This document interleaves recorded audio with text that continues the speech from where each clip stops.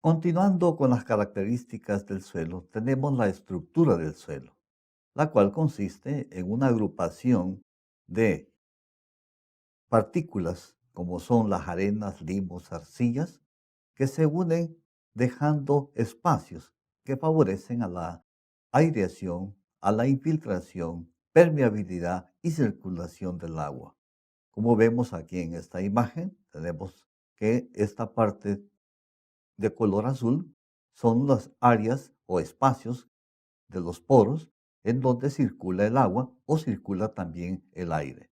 También dentro de ellas puede aglutinarse lo que es la materia orgánica del suelo. A través también de esas porosidades entran las raíces de las plantas, como también se desarrollan los organismos como son actinomicetes, bacterias, entre otros organismos del suelo. Todo esto condiciona a la vez al tipo de cultivos y a la susceptibilidad a la erosión del suelo. Continuando siempre en términos de lo que es la definición de la estructura del suelo, esta es la forma que toma el suelo con base a sus propiedades físicas, químicas y biológicas. Veamos aquí el caso de esta imagen en donde vemos nosotros todas las partículas del suelo aglutinadas o agrupadas formando diferentes formas, valga la redundancia, en donde a través de los poros que dejan las partículas van introduciéndose las raíces de las plantas. Cada una de estas unidades individuales desarrolla lo que se denomina el terrón o el PED. Existen diferentes clases de estructuras, como también grados y tipos de estructuras, que es una forma de cómo llegar a clasificar la estructura y estudiarlas en el terreno. Por ejemplo, en las clases de estructura o forma tenemos la granular, la aterronada, la laminar, la columnar y la prismática. Sin embargo, estas formas también tienen un grado de estructuración. ¿A qué se refiere esto? Por ejemplo, hay suelos en donde no hay estructura, son suelos sin estructura. En otros casos, cada una de estas formas de estructuras pueden ser débiles o pueden ser moderadas y pueden ser fuertes. ¿A qué se refiere que si son débiles, moderadas o fuertes? Esto es, por ejemplo, cuando se logra visualizar, por ejemplo, el caso de una estructura granular, se visualiza la forma redondeada que éstas tienen. En otros casos, no se puede observar esa misma forma redondeada. Lo mismo que cuando vemos la parte fuerte es cuando se visualiza muy claramente la forma de la estructura.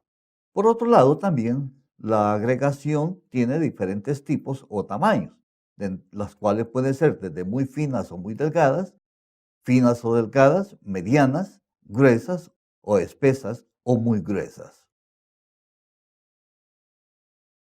Veamos acá algunos ejemplos de la morfología de la estructura de los suelos.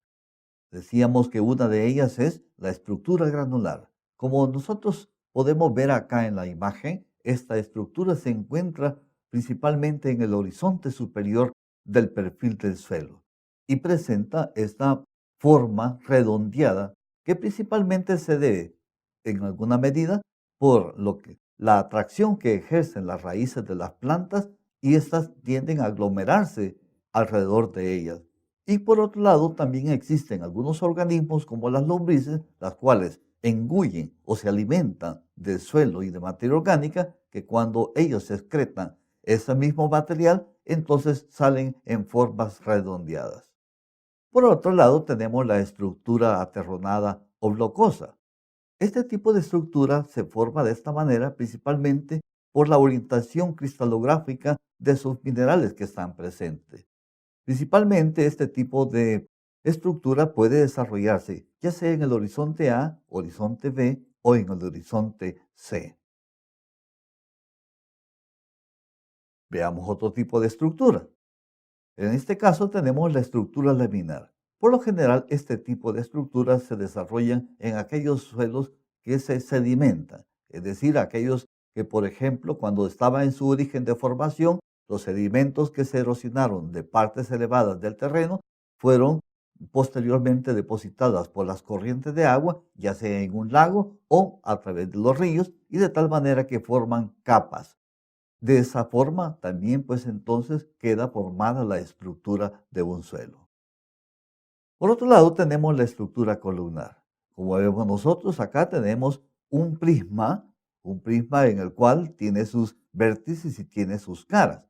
Pero en la parte superior de la estructura presentas de una manera redondeada. Esto se debe porque acá se acumulan sales, como el caso del sodio, lo cual hace que se dispersen las partículas de la parte superior de esta columna. Estos suelos, por lo general, acá en El Salvador no los encontramos porque no tenemos lo que se denominan los suelos sódicos o salinos. Aquí tenemos otra estructura, que es la estructura prismática, parecida a la columnar, pero en este caso esta no tiene ninguna redondez en su parte superior. Como lo vemos nosotros acá, esto se debe principalmente a que esta estructura es debida a la presencia de mucha arcilla en el cuerpo del suelo. Principalmente esta se presenta algunas veces en la parte inferior del perfil, en lo que se denomina el horizonte B, pero en otros casos puede surgir desde la superficie. Veamos ahora el caso de los suelos sin estructuras. A esto se refiere principalmente cuando el suelo carece de estructura. En este caso, los agregados no tienen una forma específica. Entonces, la estructura del suelo puede definirse como suelo suelto, y en este caso tenemos a lo que sería similar a la arena, en donde son gránulos sueltos, es decir, que las partículas no se adhieren entre sí. Es común principalmente en suelos de deposición lacustre o ríos, denominados suelos aluviales. Por otro lado, tenemos los suelos compactos o masivos, que es cuando los materiales del suelo se juntan en grandes masas que al partirse se rompen sin ningún patrón definido. Estas condiciones lo manifiestan los horizontes C por su poca alteración, o también aquellos suelos que son muy jóvenes, en donde todavía no presentan un buen desarrollo en sus horizontes. Tal es la razón, el por qué estos suelos van a aparecer de una manera compacta o denominados también como masivos. Ahora veamos la relación que tiene la estructura del suelo con los poros del suelo. Esto es bien importante porque esto favorece a la vida de las plantas. El espacio poroso, por ejemplo, permite, como ya señalábamos anteriormente, en que se desarrollan las raíces de las plantas y diferentes tipos de organismos, como también a través de él, los poros, se desarrolla la infiltración del agua, la conductividad del agua, como también el drenaje. Por lo tanto, pues la porosidad juega un papel importante en el movimiento, almacenamiento y drenaje del agua en el suelo, como también en la aireación, así como en los procesos de germinación de la semilla, crecimiento y desarrollo de los cultivos. De esa manera, las raíces serán capaces de explorar completamente el volumen del suelo para conseguir humedad, aire y elementos nutritivos. Veamos a continuación la relación que se tiene la estructura con los poros del suelo.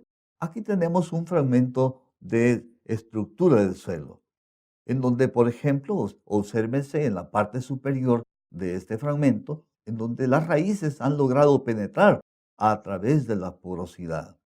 Esta es una buena condición que favorece el crecimiento de las raíces, como también a los demás organismos vivos en el suelo. Sin embargo, aquí tenemos otro ejemplo, donde la estructura del suelo ha sido alterada. Por ejemplo, cuando se hizo la siembra de la semilla de un determinado cultivo, ocurre con que algunas semillas no nacieron, quedan espacios en este caso, principalmente porque la estructura redujo la germinación del cultivo. ¿Y esto a qué se debió? Se cerraron los espacios porosos. Todo esto se debe principalmente cuando ha habido una alteración de la estructura por las prácticas culturales que se desarrollan en el suelo. Por lo tanto, este es un aspecto muy importante a tomar en cuenta cuando manejamos los suelos. Es de tomar en cuenta que la labranza, si bien es cierto, favorece a lo que sería obtener menos mano de obra para llevar a cabo las labores culturales, pero también puede desarrollar problemas en el desarrollo de los suelos y por lo tanto va a desarrollar problemas a nivel del desarrollo de los cultivos, reduciéndose la producción, reduciéndose la germinación, reduciéndose pues también entonces el crecimiento mismo de las plantas. Veamos aquí otra situación en donde la estructura se relaciona con la infiltración y el drenaje del suelo, dependiendo de los tipos de estructura que se encuentren en los suelos. Acá, por ejemplo, tenemos lo que sería una estructura granular, una estructura prismática y una estructura masiva. Si comparamos las tres estructuras en relación a la gota de agua que se infiltra, que están representadas por estas pequeñas gotitas que vemos en la parte superior de la imagen, estas logran penetrar muy fácilmente debido a que la estructura granular presenta una buena porosidad. De la misma forma también puede presentarse en el caso de la estructura prismática, pero no en el caso para la estructura masiva. De tal manera pues que la estructura masiva va a reducir la infiltración del agua. Veamos también otros casos. Cuando tenemos, por ejemplo, granos simples, cuando hay mucha arena en el suelo, también pues entonces existe rapidez de la infiltración del agua, como también el drenaje que se nota en la parte inferior de la figura. Lo mismo puede ocurrir con la estructura blocosa, en donde puede introducirse fácilmente el agua y también drenarse, pero con menor velocidad en relación a lo que es el grano simple y a lo que sería la granular. Y volviendo en este caso a lo que es la estructura laminar, pues también lo mismo, va a ser también lenta comparados a los otros tipos de estructura que vemos ahí.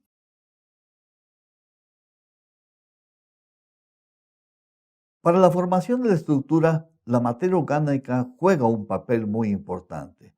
Uno, en primer lugar, por los materiales que se depositan en el suelo, la cual favorece la formación de diferentes sustancias, entre las cuales son algunos polímeros, algunas resinas, alguna goma, la cual favorece a la agregación de las partículas.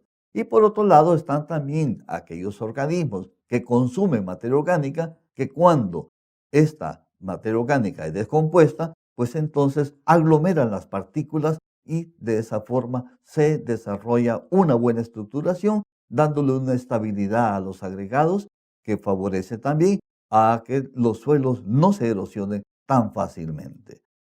Tal es el caso, pues, que cuidar la materia orgánica es uno de los factores importantes en la práctica de la agricultura, a fin de que ésta mantenga en alguna medida vivo los diferentes factores estructurales del suelo. Aquí vemos otro ejemplo acerca de lo que es la relación de los agregados del suelo o la estructura con respecto cuando se ha hecho una práctica de arado a través de máquinas o con aperos manuales. Aquí tenemos una imagen en donde ya se hizo lo que es, digamos, la aradura, de tal manera que al hacer esa perturbación en el suelo, resultan diferentes tamaños de agregados. En algunos casos pueden ser grandes, en otros casos pueden ser muy pequeños que muchas veces cierran los poros del suelo. Aquí vemos, por ejemplo, en este caso, donde se ha hecho una remoción del suelo con un apero de mano, pero siempre ocurre lo mismo. Se pierde la estructuración y al perderse la estructuración se pierde la porosidad y por lo tanto se reducen algunos factores como son el caso de la infiltración del agua y como también se disminuye la aireación, que en alguna medida todo eso es muy importante para el desarrollo de las raíces de las plantas, para su crecimiento y para su producción. Aquí veamos otro ejemplo también de que cuando tenemos una buena estructura llevada a cabo por la labor de la labranza, esto implica que va a haber un buen desarrollo radicular. Pero cuando el tamaño de la estructura se reduce demasiado, entonces va a haber un impedimento para que las raíces crezcan favorablemente. de tal manera que muchas veces las raíces tienden a crecer de una manera lateral. Y eso no es conveniente porque entonces los cultivos tienden a caerse, a voltearse, por no tener un buen anclaje en el suelo. Por lo tanto, el exceso de labores debe de evitarse. Debe procurarse también agregar materia orgánica para que no ocurra esta situación que vemos donde el tamaño de la estructura del suelo o del terrón ha sido disminuido a tamaños muy pequeños y eso pues va a afectar en este caso la estabilidad de la estructura del suelo. Por lo tanto, pues existen factores que inciden en la estabilidad de la estructura. Entre ellos, por ejemplo, los cultivos que provean de poca cobertura, poca materia orgánica y que requieran labranzas intensivas, tienden a degradar la estructura. Cuando existe también un exceso de humedad, son como una masa que causa la incidencia de enfermedades y el aire no puede penetrar en el suelo.